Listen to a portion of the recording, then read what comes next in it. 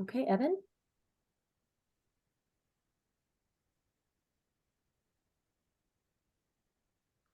All right, we are chapter 11, group 2, and here's our scenario. As graduation approaches, as the principal, you are reviewing the following two students.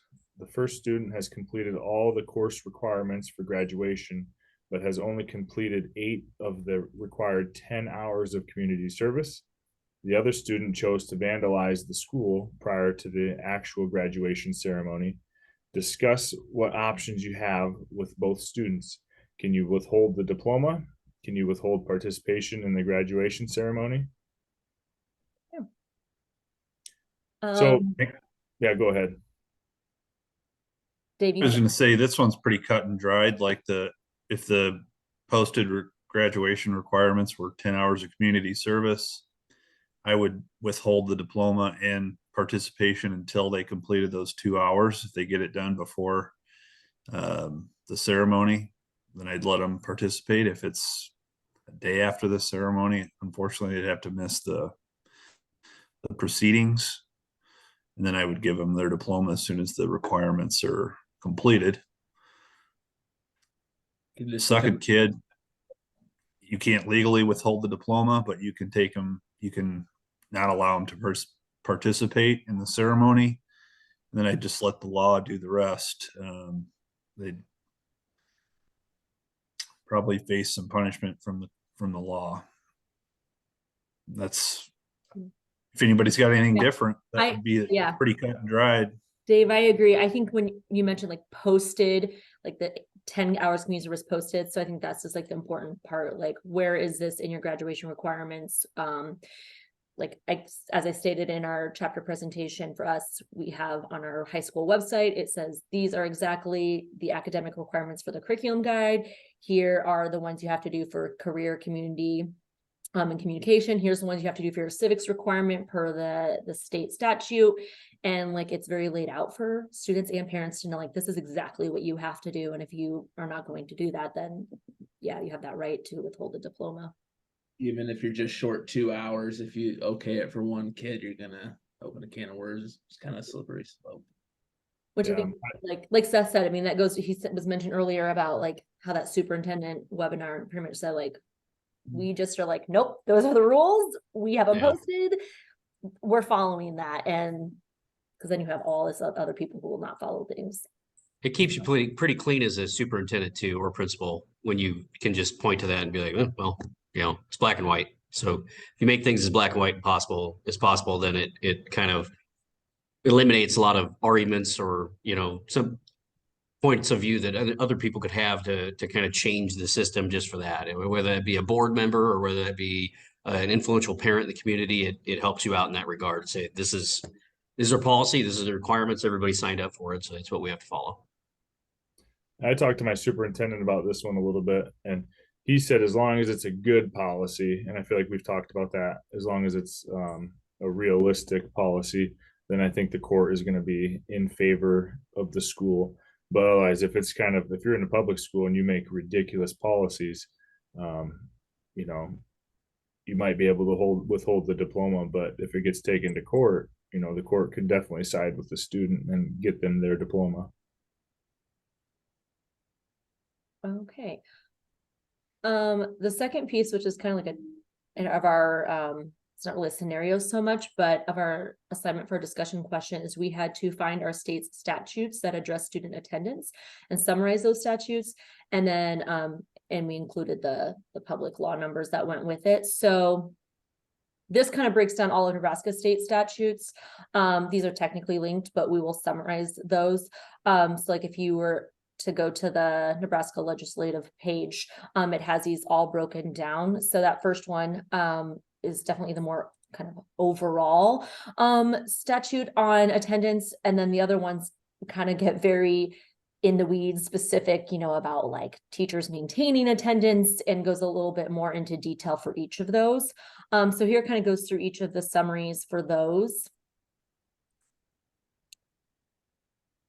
So 201 is that kind of introductory one where it kind of sets the the standard of it all. So it's mandatory for students to basically start school if they turn 6 before January 1 of that current school year. One thing I kind of didn't get a lot of discretion out of, and I'm not at that level. So as far as if you're required, I don't think you're required to go to kindergarten. I think you're required to go to first grade. But I don't think I think kindergarten is still optional.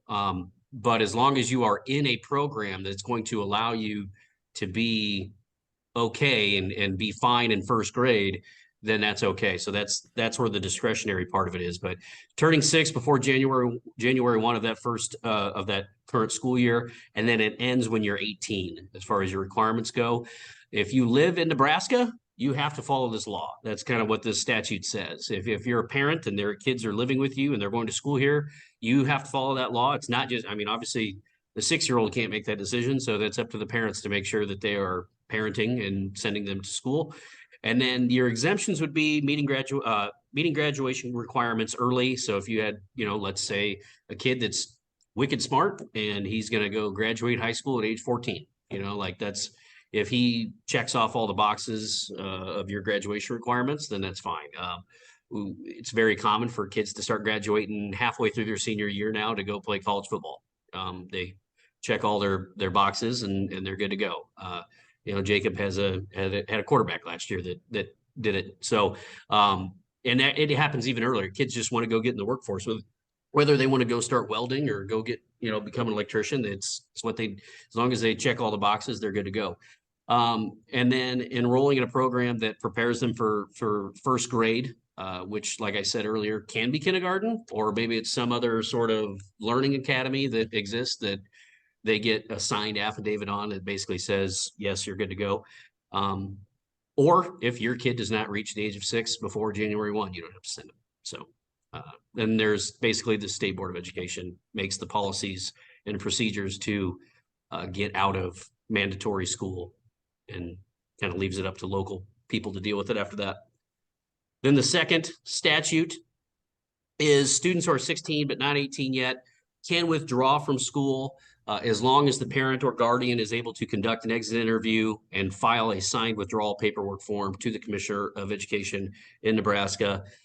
With that interview, you need to have the interview with the superintendent or a superintendent designee of the district. And then the superintendent will meet with the parent or guardian, the student, and the principal of the building that they are attending, or the principal designee. Those people need to be present, and then any other people that they feel like they need to include in that meeting, they can. Those requesting the withdrawal must provide evidence of the legality of it all, as far as birth date, requirements checked off, saying that, we've passed these classes and this is what we're going to do now. So that's up to the people who are trying to withdraw from mandatory school. And then a student who has withdrawn can return, and that nullifies their form that they already filled out.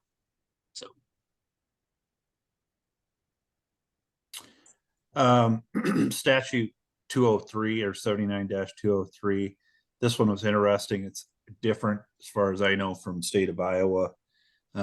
If a student's completed 8th grade and they're between 14 and 16, they can actually fill out a form, have a job, and then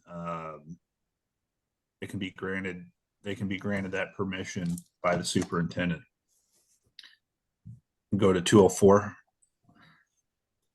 But they have to attend school 8 hours per week. So that could be like a night school program or something like that. So these are different from the state of Iowa. I don't think they have anything like that, but Nebraska has some 14 to 16-year-olds that must work to support their family. 205, this is a really simple summary, but teachers in schools must keep track of attendance and the reasons. Now, typically we, at most schools, teacher takes attendance, but the reason codes are put in by some type of attendance secretary. And then, so it's just simply schools must keep track of all students.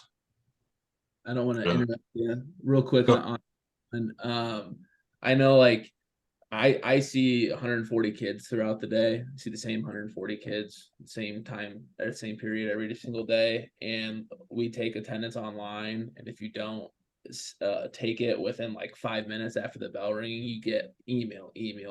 So a big part of that is to have the documentation, but it's also for safety as well. Yeah, and I think that's all kind of contained in that statute, but that's just a real basic stuff we've always done as teachers.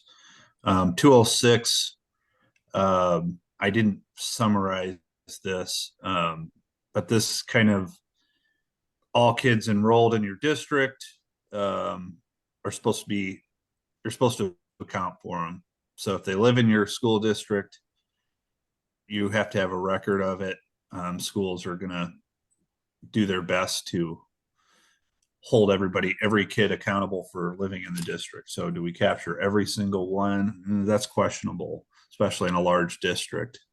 But even my kids who are enrolled in a Catholic school, they are in our database or in the Sioux City Community School database. And somewhere they put in a code enrolled in private school or something like that. So that's kind of a checks and balances to make sure every kid is accounted for that lives within that school district.